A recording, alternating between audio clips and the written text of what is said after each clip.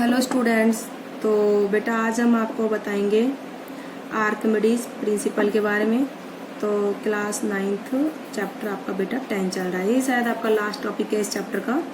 तो आज हम डिस्कस करेंगे आर्किमिडीज प्रिंसिपल। ठीक है, आर्किमिडीज जो प्रिंसिपल था वो इसी पे बेस्ड था कि उसने एग्जैक्ट बताया था कि कौन सी ऑब्जेक्ट जो हैं किसी भी लिक्विड में क्या करेंगी, फ्लोट करेंगी, और कौन सी ऑब्जेक्ट बेटा क्या हो जाएंगी, सिंक हो जाएंगी लिक्विड में। ठीक है, आर्किमिडीज के बारे में डिस्कस करा था। उससे पहले हम डिस्कस कर चुके हैं जिनकी डेंसिटी लिक्विड से ज़्यादा होती है वो ऑब्जेक्ट पानी में डूब जाती हैं, और जिनकी डेंसिटी लिक्विड से कम होती है वो पानी में बेटा क्या करती रहती, वो भी लिक्विड में क्या करती रहती है बेटा, फ्लोट करती रहती है। इस सब के बारे में हमने बताया था आपको कि कैसे होता है।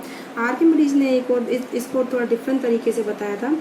जब भी किसी इसकी स्टेटमेंट बताते हो क्या है, इसने बोला था कि व्हेन ए बॉडी इज, हम किसी भी बॉडी को जब भी इमर्स्ड करते हैं, when a body is immersed fully और पार्शियली,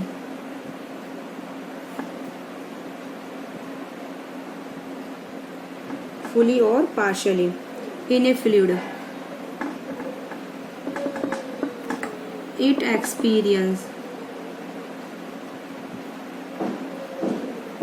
तो वो क्या करेगा बेटा, एक्सपीरियंस करेगा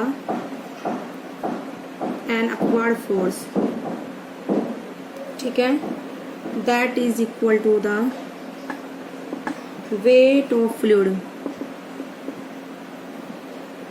that is equal to weight of fluid displaced by it.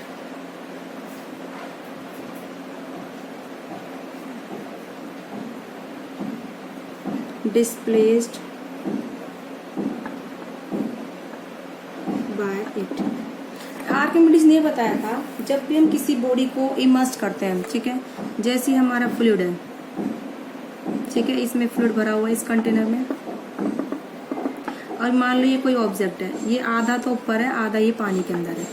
तो जितना ये ऑब्जेक्ट फ्लूइड के अंदर है तो वो फ्लूइड हट गया इस जगह पे से और ऊपर की ओर चला गया।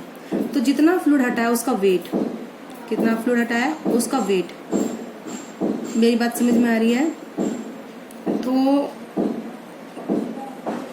इस जो बॉक्स पर है ऊपर की ओर फोर्स लगेगा, कितना लगेगा, जो फ्लूइड यहाँ से हटा है जितना उसका वेट है, जितना हटा है वो उतना ही क्या लगेगा, अपवर्ड फोर्स लगेगा। That is the Archimedes principal. मैं दोबारा बता रही हूँ, देखो ये फ्लूइड बेटा हमारा यहाँ तक भरा हुआ है, ठीक है, हमने ये कोई बॉक्स इसमें डुबोया है, अब ये पानी के अंदर इतना डूबा हुआ है, ठीक है, मान लो वाटर, ये लेट मान लिया फ्लूइड क्या है, वाटर है। तो ये वाटर जो यहाँ से हटा है ऊपर की ओर गया है, जो वाटर यहाँ से हट के ऊपर की ओर गया उसने क्या लगा, अपवर्ड फोर्स लगाया है। क्या लगाया बेटा उसने, अपवर्ड फोर्स। उसी को हम क्या बोलते हैं, अपथ्रस्ट। क्या बोलते हैं उसी को हम, अपथ्रस्ट। तो ये जो अपवर्ड फोर्स है या फिर जो ये अपथ्रस्ट है, कितना फोर्स लगाएगा, जो लिक्विड यहाँ से हटा है इस जगह पे से, इस पोर्शन पे से, उसका जितना वेट होगा, जितना भी उस लिक्विड का वेट होगा उतना ही बेटा क्या होगा, अपथ्रस्ट का फोर्स लगेगा ऊपर की ओर। ठीक है, उतना ही क्या लगेगा बेटा, upward force. That is the Archimedes principal. Clear है? इस प्रिंसिपल की बहुत सारी एप्लीकेशंस हैं हमारी डेली लाइफ में। लैक्टोमीटर एप्लीकेशंस इसकी डेली लाइफ में बहुत सारी हैं एप्लीकेशंस। ठीक है, क्या क्या है, लैक्टोमीटर की रिसर्च इसे बेस्ड हुई है, जो यूज करते हैं determine the purity of sample of milk. ठीक है, तो लैक्टोमीटर डिजाइंड,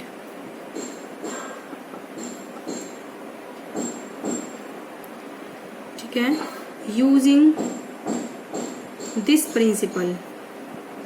कौन सा प्रिंसिपल बेटा, आर्किमिडीज प्रिंसिपल। ठीक है, इसी पे बेस्ड है वो लैक्टोमीटर, जो कि किस में काम आता है, use to determine the purity of sample of milk, which is used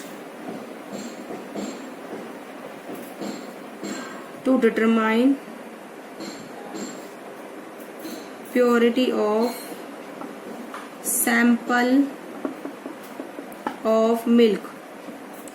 lactometer किस काम आता है बेटा, डिटरमाइन करने के लिए purity of sample of milk. Also इस प्रिंसिपल को यूज करते हैं designing the ships and submarines, also used in designing ships and submarines.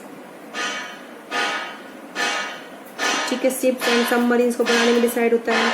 और हाइड्रोमीटर, ठीक है, एक हाइड्रोमीटर होता है, उसको भी इसी प्रिंसिपल पर डिजाइन करते हैं। हाइड्रोमीटर यूज होता है for determine the density of liquid. ठीक है, in designing also used in designing